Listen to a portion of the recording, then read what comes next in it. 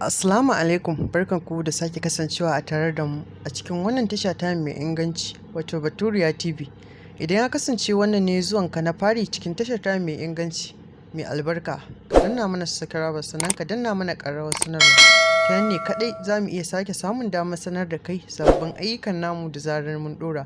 Turƙashi, Murja Ibrahim TikTok ta fito ta yi inkari gami da batutuwa a dangane da hawa waƙar Ado Gwanja da ta yi a TikTok. Wannan sanadiyar da ya jawo yagewar rigarta har take mai da martani a bisa Ado Gwanja dole sai ya sai mata wata sabuwar rigar, har take bayyana kuɗin iya adadin rigar, wato take bayyana cewa ita kanta rigar tata akalla ta kai 18,000.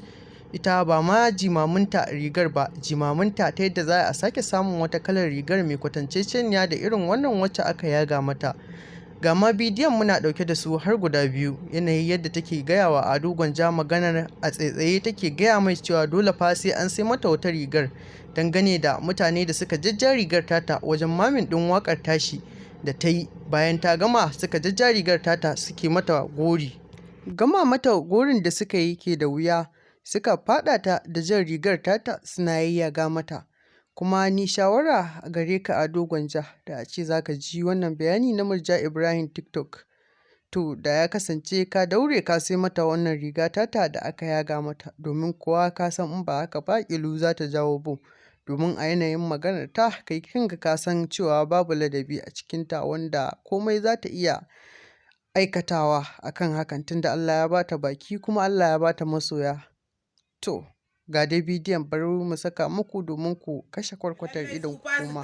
Lallai su an ji jiki. Kun tuna riga da na bidiyon warda ita waƙar warda ita kwanaki, to kun ga yanda riga ta koma fata aka dinga jana a titi, wannan ya yagi abin da zai yaga, wannan ya yagi abin da zai yaga, haka aka yi wa riga ta fata buwayi gagara misali. Dama da yake after the rest ta sama wuri na guga wuri, abin da na sai rigar nan naira 18,000, naira kuma har yanzu bata shekara ɗaya ba, rigar 18,000 na siyo ta.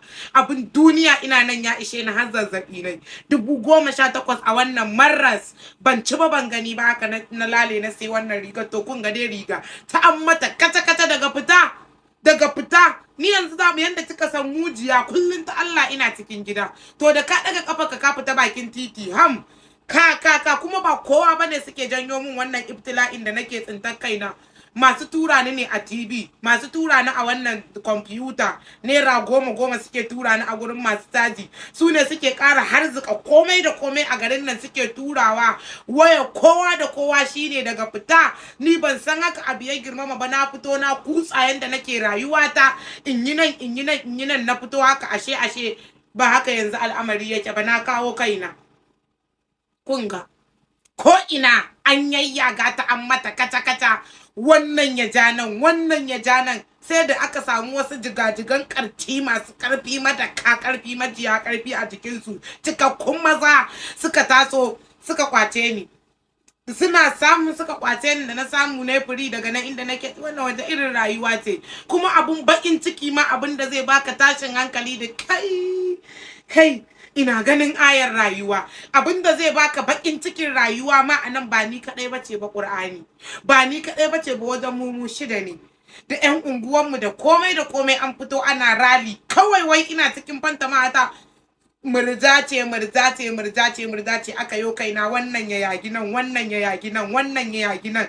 Ni din murja ce din ma ba ma shi bane abin da yafi bata min rai illa yagewar rigata. Naira 18,000 me na siyar? Naira 1000. Shekara ta nawa ina hada wannan 18,000 din? Na samu na rada na siyo riga ta, har zagi na ake yi, ana ce min me kaya kala ɗaya kaza. To gashi nan sun fara karewa, an fara yaga su tai kata dan yanzu wannan rigan ma ko gurin wannan na kai ta na ce yayi min nani yayi min fati, wallahi ba za ta fati ba, ta riga ta tashi daga aiki. A ringa duba min a rayuwa, a bar ni in huta in sarara, na gaji. I'm tired for this life. Kai sorry life is the so it shake you. Sorry life, wallahi a bar ni in sarara in huta. Ha ba masu tura ni wane ne yayi waƙar war, ji nake Ado Gwanja shine yayi waƙar war. to billahi lazi a sanar da shi daga yin waƙawar riga ta gashi nan an mata face-face an yayyaga ta inda aka jani ba ta nan ake fita ba. Riga ta naira 18,000 a gaya mishi ina buƙatar riga ta saboda bidiyon waƙarsa na je na hau waƙawar. Ga yanda rigata ta koma an mata kaca-kaca naira 18,000 sai Ado Gwanja a gaya mishi ba ta da tsada, kuma ni yanzu ba ma 18,000 din ba ce, samo irin ta shine tashin hankali na. Gashi ta fi daɗin warwasawa, in ka saka riga da wando daga cikin ta ka ɗora wannan haba hajiya ana magana uwar saba da ake duka. Amma yanzu gashi nan tai kace-kace yanda ka san an watso ni daga rami. Wannan bakin cikin na ban san ran da zai kare ba.